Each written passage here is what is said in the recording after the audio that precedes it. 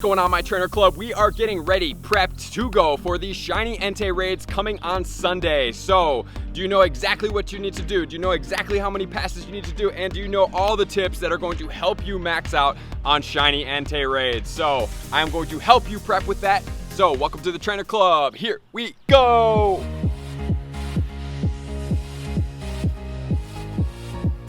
Welcome back, everybody. We are getting ready and prepped for one of my favorite shinies from the trio for sure. I don't know, it's a close tie between that Entei and that Raikou, but today we are going to start prepping for the Entei with my top tips video to help you make sure that you have everything covered from the event that's going on with the bonuses, from the raid setup to the hardcore raiding to the trading as well. So this is definitely a time to be playing Pokemon Go, especially if you are a lower level player and you are looking to gain XP.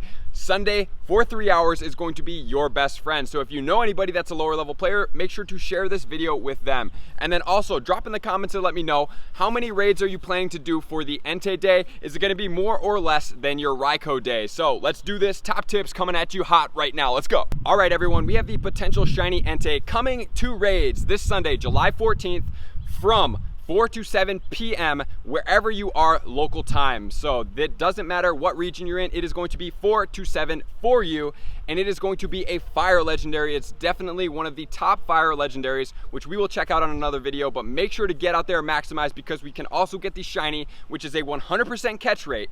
So the 100% catch rate means you can give it a regular Pineapple Berry, throw a ball as long as you hit it, and then you will get 6 candy and that Pokemon.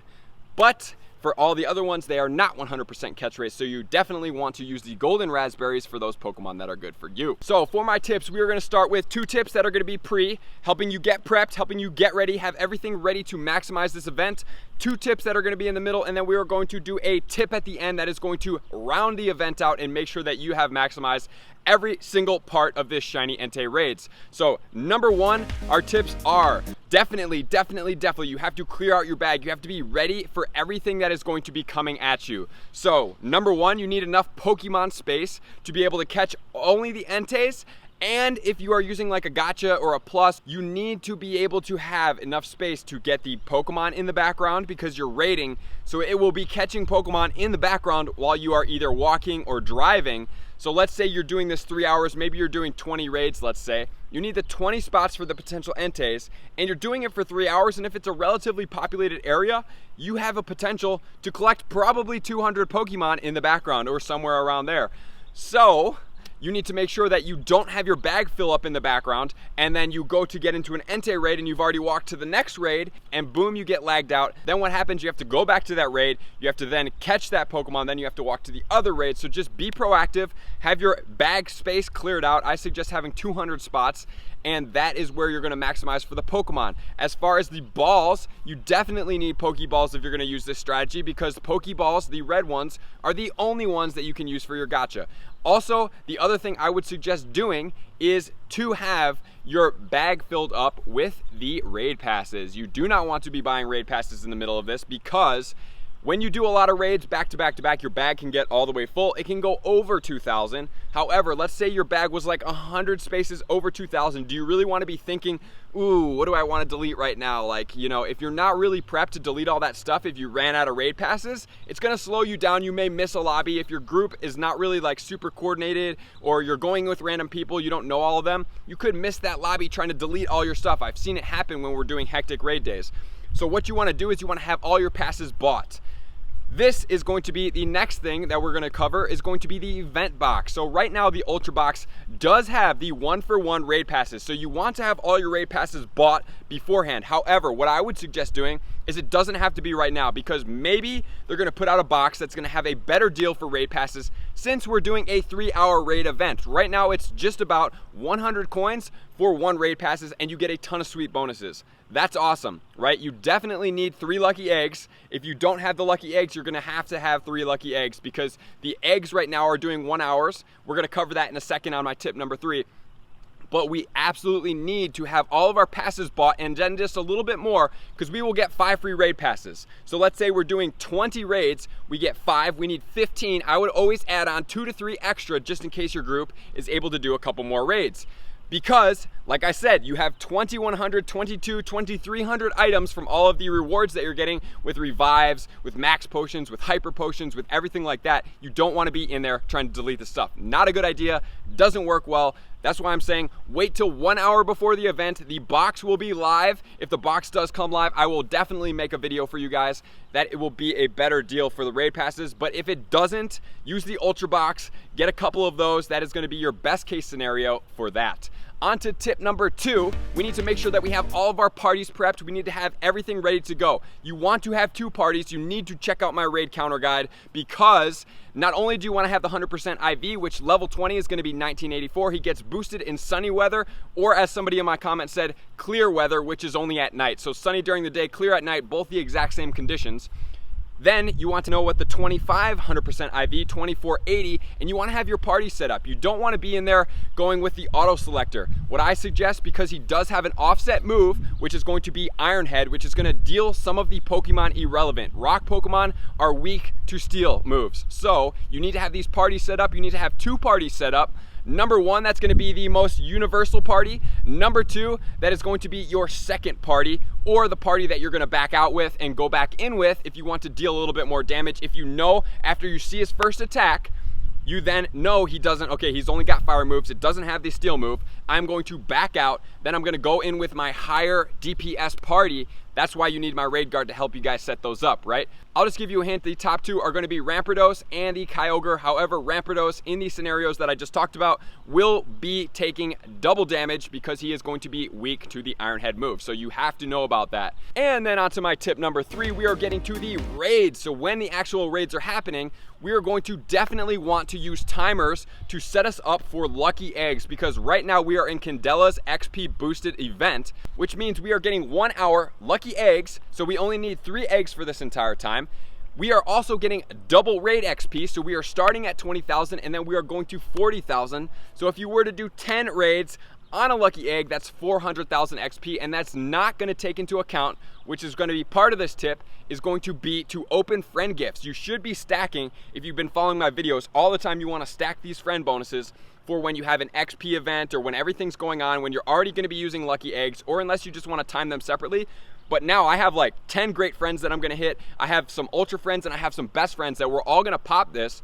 I'm going to say that just my friendship bonuses alone are going to turn me 1 million XP before I even start, because I'm going to suggest starting that at 350. You're going to want to start this at 350 because our event is going from 4 to 7. Open all your gifts, make sure your bag's good, make sure everything's good, and then go into the raid after. Don't want to be like trying to haphazardly remember to open friend gifts beforehand. Take 10 to 15 minutes beforehand, pop an egg. If you need to use an extra egg and do 4 eggs, that's not that big of a deal, because you can probably, you know, just go out and grind afterwards, or you can go out and play, or whatever that is. Or if you just want to let the egg run out, that's fine, because you just did a ton of XP on 4 eggs, when typically it would be 6 eggs when they're not running for 1 hour. And onto my tip number 4, it is going to be how to catch this Entei and how to perform a quick raid party to be able to maximize on these raids. So you want to, number 1, know how to WAFU raid or quick raid or raid ride or whatever you guys call it. Speed raiding is basically what we're doing. We are basically looking at, number 1, catch these Pokemon fast. So you definitely need to check out my excellent throw tutorial. Number 2, you're going to want to have a number set in your head that's like, if you're going fast and you need to run from some of these Pokemon, because when you're raiding fast, you have to run. It's just part of the scenarios. You want to run from the ones after you've given it a couple balls, and you definitely also want to do the quick catch trick to skip the animation, which you can also check that video up here, because once you pull that ball over, you can then skip the catch screen, which is going to display your XP, and then go into the See Pokemon screen. You can skip all that and you can get right into the next raid. So you want to have a very efficient route planned. If you're driving or walking, you want to know exactly how you're going. You want to minimize the amount of time that it's taking you to go from raid to raid to raid. That is really what slows you down, because you automatically have a 2-minute counter, right?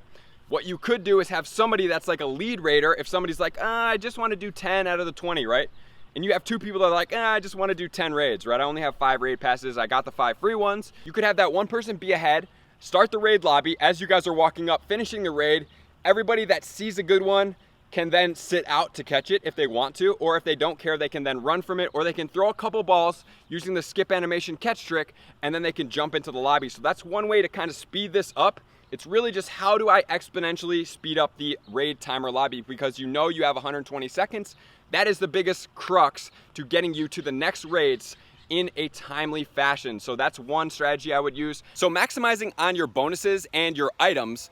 A lot of people think, oh, I have to pop my item, which is a lucky egg or a star piece or an incense before the raid. The reality is you can pop it in a raid lobby. So let's say it runs out as you are finishing a raid, right? So the lucky egg runs out, and then you have to jump into a timer, which is gonna be 2 minutes. You don't have to pop it before you get in. What you do is you jump into the raid lobby, you go into the top left, you can then click in the items, you can then click on the lucky egg, right? You already have your battle party set up, you swiped over, it's good to go. You click on that lucky egg, it will sit on the screen. You can then watch in the background the timer count down. Right as it hits like 5 seconds, you touch the screen, the lucky egg will then activate, and then you just save 2 minutes of a useless time period of lucky eggs while you were catching. So that is a great thing to do. And then also the gotcha in the background, or the plus, or the Pokeball plus. The best thing about that is we have triple XP on catches. You're gonna be getting triple XP, so if it's 100 for the catch, you're gonna get 300. You times that by 2, that's gonna be 600. So you're gonna be accumulating a lot of XP in the background if you are using some type of auto catching device. Great idea for you guys out there. And then also, you can always, when you're riding off from your raids, what you can do is maybe battle for 50 seconds, back out one time, so you quit. Everyone's like, why would I quit, right? If you don't know this. Quit will take you to the heal Pokemon lobby. In the heal Pokemon lobby, if you forgot to put an egg, if you forgot to put a star piece, if you forgot to put an incense, you can go into items, you can put them in from that lobby. And then also what you can do is you can heal your parties, go back in, now you have 6 Pokemon. Once it says go, you're fighting again, you can then walk off. If all your Pokemon do die and people in your party are just about to beat it, do not click rejoin if you are further than 80 meters away from where that gym is, because then you will lag out. But if you just sit there, you wait until the gym is beaten, it will then kick you into the catch Pokemon lobby, so then you can go ahead and catch that Entei. So that's the other strategy you can do. And it's 80 meters. I know in my other video I said 80 kilometers. 80 kilometers is very far. 80 meters, that's about 240 feet. So you have a 240 foot radius approximately around the gym. I wouldn't push it too far, but just have your Pokemon lobby healed if you are going to the next gym and you want to max out. And then that brings me to my tip number 5, which is going to be the post-raid benefits. So number 1, do you want to power it up in Entei? I would always suggest, and we're going to do a video on this if Entei is the top fire attacker in the game, I always suggest don't necessarily just power up a Pokemon. I mean, like, yeah, like if you have a ton of Stardust, you have a ton of candy, definitely power up if you get 100, or if you get a really good shiny, or if you get a shiny lucky, which we'll cover in a second. Definitely power it up if you have tons of resources. If you don't and you're kind of like, I have like 2 million Stardust, the Mewtwo is not weak to fire right now, right? Armored Mewtwo is going to be until July 31st. So therefore, you don't have a need for this Entei in the raids as far as the legendary raids go. Maybe for some of the other raids you could, but you don't necessarily need maxed out legendaries for like tier 2 and 3 raids. Maybe tier 4 if you're doing it with really low level players or low quantity players, but I would suggest waiting on powering these guys up, because I would wait until maybe like a Metagross were to come back out or something like that, where you kind of really need that fire. There's no point to really like power stuff up for no specific purpose. That's how you waste all your Stardust, and then like, you know, maybe Mewtwo came out and you're like, oh, I don't have any Stardust to power up some of these counters because I just powered up a Raikou, where there's nothing wrong with that, but it's not directly relevant if you're a raider. So that's what I suggest doing. And then also you wanna stack up your lucky friends. If you have lucky friends, I always suggest to save those for great Pokemon, great shiny Pokemon. I really like the shiny Entei. I want some lucky shiny Enteis. So I'm gonna wait with some of my friends when we get the shiny Enteis. If they're not like a 93 or 91 maybe, something that I wouldn't normally power up, or if it's like, you know, a lucky, I can do it with half the Stardust. So I'm definitely okay with powering up a 91% lucky shiny Kyogre, which I did, but I'm not willing to power up a 91% shiny Kyogre by itself, because I have 100% and I have a couple 98s that are going to do a little bit more damage.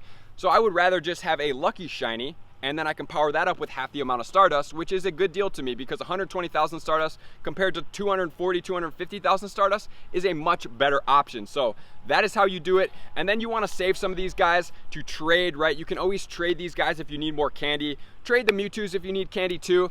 The ideal scenario is that you're trading with people that are further away. So what you could do is you could make a day trip for this event. You could be over 100 kilometers away so that when you come back and you trade, you'll be getting 3 candy per trade, and then you can also potentially get a lucky legendary in there as well. So that's an amazing thing to do. So those are all my tips, guys. I really appreciate you guys. Number one, you gotta make sure your bag's cleared out. You gotta make sure your Pokeballs are stacked up. You gotta have the raid passes. You wanna wait to buy those raid passes until we see what the boxes are, if there are gonna be new boxes for this raid event. Then you wanna make sure that you have everything cleaned out. You wanna have your Poke storage good. You wanna have your party set up. You wanna know how to hit the excellent throws. You wanna have everything down pat. Your timers are on.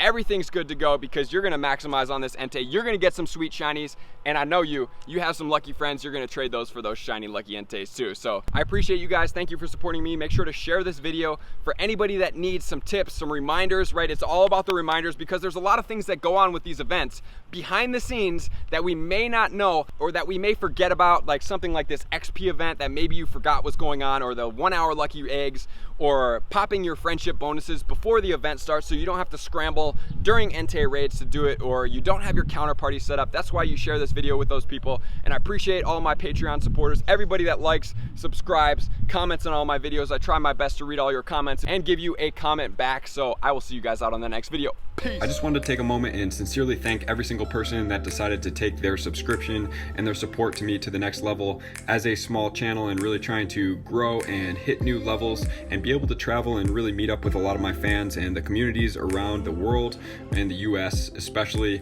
I just want to say that your support really means a lot to me. It helps me out, and I greatly appreciate you for being a part of the Trainer Club. Thank you so much.